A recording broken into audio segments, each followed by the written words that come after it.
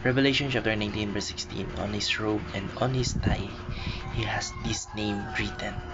Magandang araw, ang tatalakayin pa natin yung araw sa ating daily devotion ay ang Kingship of Jesus. At ako na pong katuroan na natutuwa ko ngayong araw sa ating katuroan ni Pastor Russell Ocampo. Jesus reigns as King over heaven and earth.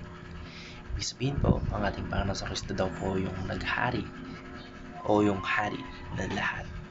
Kasi nga po, di ba, lahat ng authority ay binigay na sa Kanya ng Diyos Ama, mapa-langit, mapa-lupa, and also in Hades. Kaya, hindi lang sa langit, kundi pati sa buong mundo. Siya yung ultimate authority o ang ating Panginoon sa Kristo, yung pinaka above na may hawak ng authority sa lahat. Mas mataas pa sa lahat ng presidente, lahat ng hari, o lahat ng ruler na pinagsama-sama o tawag dito sa buong history. Kaya kahit hindi pa siya nakikita ng lahat bilang hari sa mundo ngayon, sa spiritual reality po, he is already ruling lahat. Kasi syempre meron na siyang authority sa lahat, kaya lahat ng kapangyarihan sa langit at sa lupa ay nasa kanya na.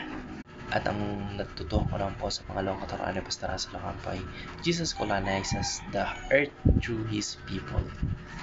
Parang sinusugod pa ng ating Panginoon sa Kristo yung mundo. Hindi sa paraan na dahas o digmaan na kagaya ng palagi nating nakikita. Kasi kapag may sakupan na naka-engrave na sa mga utak natin na may patayan, mayroong sakitan, mayroong digmaan, hindi ganun, kundi sa pamamagitan po ng kanyang tagasunod o tayo mga Kristiyano. Ang tawag po dito minsan ay kingdom invasion.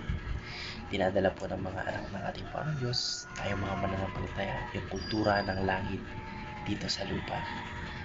Ito po yung kagaya ng sinabi ni Pastor Zef na yung culture of love, yung culture of justice, culture of truth and mercy na naghahari doon sa langit. Kaya kapag ikaw po ay follower ng ating Panginoon sa Kristo o isang mananampalataya, dala po natin yung kanyang presensya at values. Kaya kahit saan po tayo pumunta, sa school, sa office, sa family, sa church, etc. etc., nagkakaroon po ng influence ang kingdom of God doon. Ang natutuhan ko lang po sa pangatlong katuroan ni Pastor Russell Ocampo ay Jesus secures our victory until His return. Kahit mahirap daw po yung buhay, marami tayong mga trials na pinagdadaanan, maraming mga pagsubok, maraming mga dalanin, mga iniisip na problema, at may mga spiritual battle pa nga. Kahit sa likod po ng mga yun, manalo tayo dahil kasama po natin ang ating Panginoon sa Kristo. Ang ating Panginoon po yung nagbibigay ng lakas, ng proteksyon at tagumpay habang hinihintay po natin yung kanyang pagbabalik. Hindi tayo nag-iisa. Never tayo mag-iisa. No one is an island. No Christian is an island. Rather, hindi tayo kailangan matakot sa mga problema na pagdadaanan natin sa mundo.